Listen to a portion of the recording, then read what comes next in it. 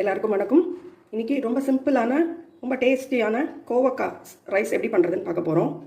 இதுக்கு ஒரு பெரிய வெங்காயம், 2 தக்காளி, கொஞ்சம் முட்டைக்கோஸ், கொஞ்சம் கோவக்காய் எல்லாத்தையும் பொடியாக நறுக்கி எடுத்துக்கலாம். ஒரு பால்னியில் எண்ணெய் வச்சு வெங்காயம், முட்டைக்கோஸ், நறுக்கிட்ட கோவக்காய், தக்காளி எல்லாத்தையும் போட்டு நல்லா வதக்கிக்கலாம்.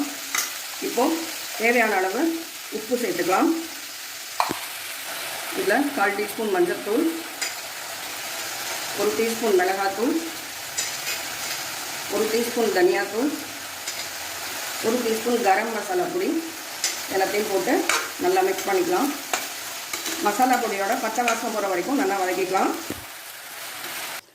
நம்ம போட்ட வெஜிடபிள்ஸ்லாம் நல்லா வதங்கி எடுத்து இதோட கொஞ்சம் கருவேப்பிலை சேர்த்துக்கலாம். இதோட நம்ம ஒயிட் ரைஸை சேர்த்து மிக்ஸ் பண்ணிக்கலாம். நம்மளோட ரைஸ் சூப்பராக தயாராகிடுது.